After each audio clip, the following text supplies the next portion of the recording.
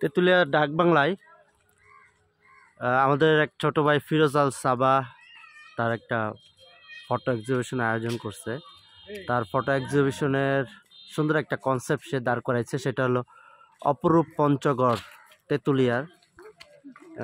তার গেটের সামনে দুইটা সুন্দর কথা লাগছে, আমাদের ভূমি আমাদের ভবিষ্যৎ অপরূপ পঞ্চগড়। আর এখানে লেখছে জীববৈচিত্র্য রক্ষা করি, সবুজ পৃথিবী গড়ি, অপরূপা পঞ্চগড়।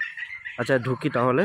এই যে সুন্দর একটা আর্ট করেছে।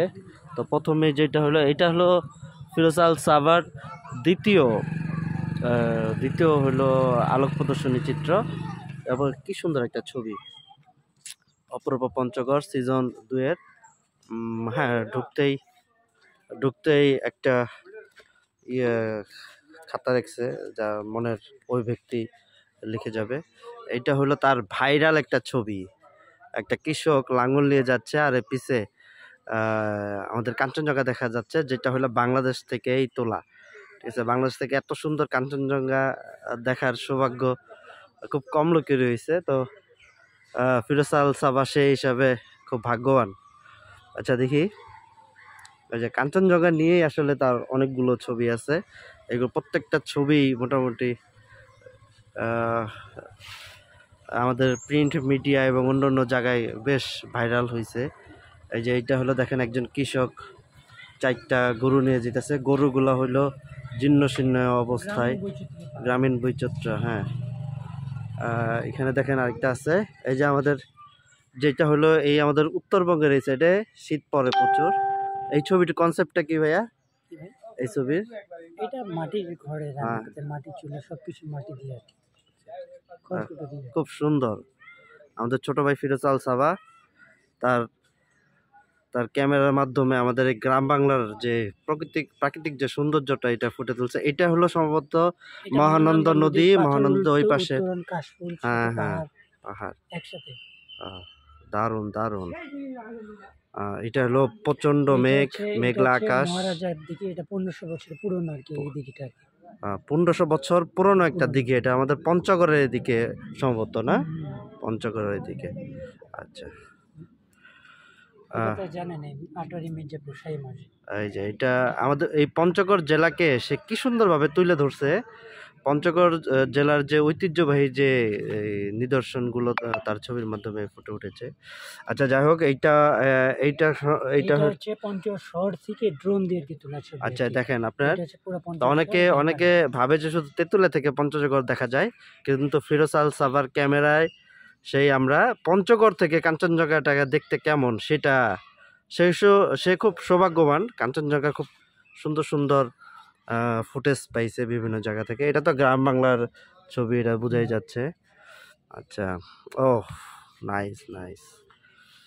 আচ্ছা যাই হোক, এখানে কয়টা ছবি আছে? 25টা ছবি আছে। আচ্ছা, ভাইয়ের নাম?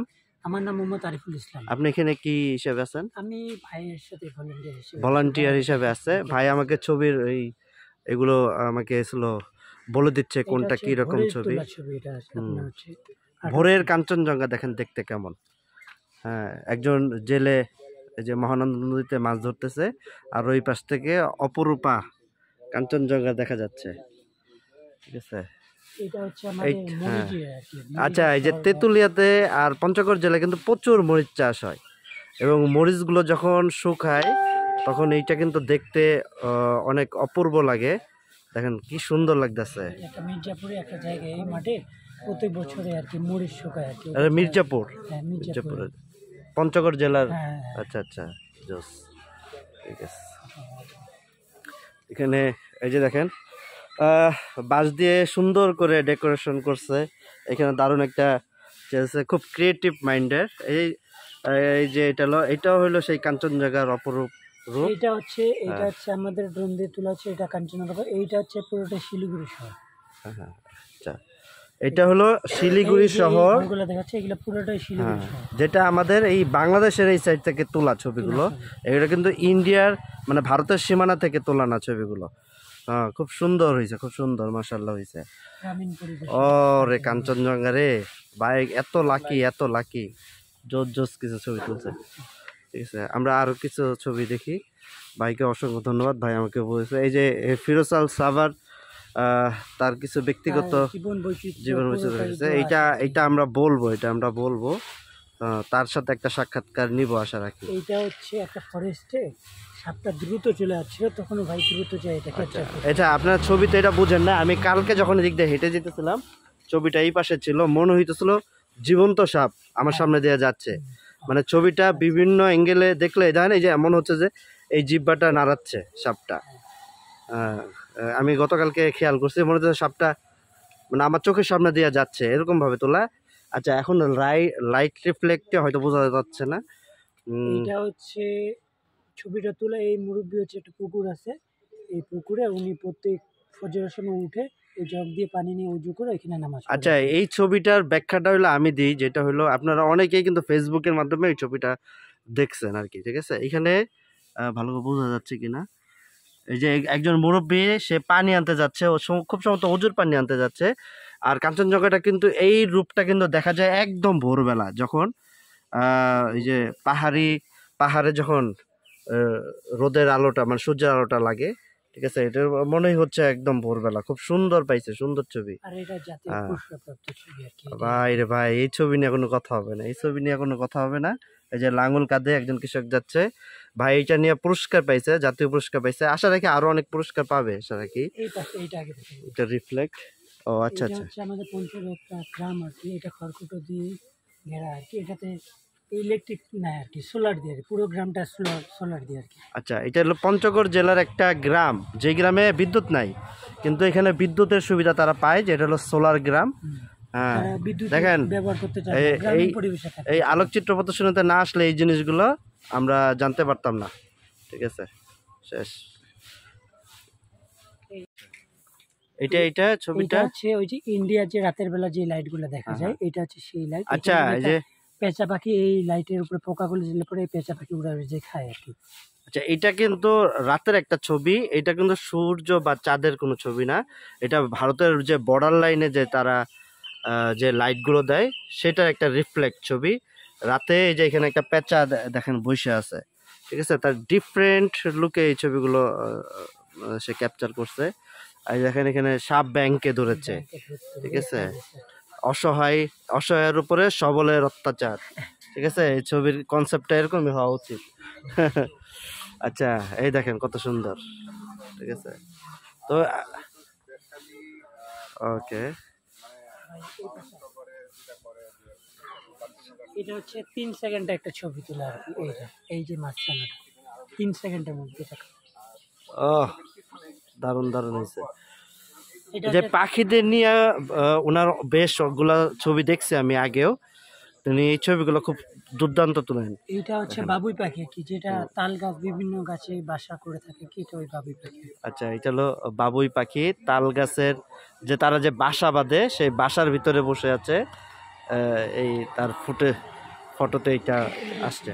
আচ্ছা, আমরা একটা সুন্দর ছবি দেখে আসি। এই যে গুড মর্নিং বাংলাদেশ, কত সুন্দর একটা গ্রাম বাংলার ছবি, সকালে সূর্য উঠতেছে। আচ্ছা, ভাইয়ের আরেকটা ছবি। এটা হচ্ছে মাছ ধরা নিষেধ। এই ছবিটা তোলার জন্য ভাইয়ের প্রায় 3 বছর লেগেছে। একটা পুকুর লিজ নিয়েছিল, তারপর এইগুলো সব জায়গায় গাঁথিয়েছে ভাই। এটার পিছনে 3টা বছর সময় ছিল এই একটা ছবি তোলার জন্য আর কি। কবে মাছ নিয়ে মাছরাঙ্গাটা এখানে বসবে, কবে ভাই ক্যাপচার করবে। আপনি একটা জিনিস আমরা খেয়াল করতেছি, সেটা হলো তার একটা ছবি তুলতে তার 3টা বছর সময় লাগছে। সে অপেক্ষা করতেছিল এইটার উপরে উঠে কখন একটা মাছ, মানে একটা পাখি একটা মাছ খাবে, ঠিক আছে। কারণ এখানে লেখাই আছে মাছ ধরা নিষেধ, কিন্তু পাখিটা কিন্তু ঠিকই মাছ ধরে খেয়ে ফেলতেছে, ঠিক আছে। দারুণ কনসেপ্ট, দারুণ কনসেপ্ট। আশা রাখি এই ছবিটা নিয়ে সে একটা পুরস্কার পাবে, আশা রাখি। এটা প্রথম আলো থেকে ইয়া করাইছে, তো অনেক জায়গা থেকে করছে। প্রথম আলো তো আসছিল না, মাছ ধরা নিষেধ, তখন এই ছবিটাই ব্যবহার করা হয়। এই যে দাদাদের সীমান্তবর্তী এলাকার আলো। এটা হচ্ছে মহানন্দা নদী, এটা হচ্ছে এইবারে কাশফুল, এই যে এই পাশে এটা 2025-এর তোলা ছবি। এই যে পাহাড়ের লাইটগুলো দেখা যায়। দেখেন আপনি এই ছবিগুলো আমি দিব পরবর্তীতে। এইটা হইলো যে দার্জিলিং শহরটাকে একদম পরিষ্কার দেখা যায় যদি আবহাওয়াটা ভালো থাকে। তো আবহাওয়া খারাপ থাকলে আসলে এটা দেখা যায় না।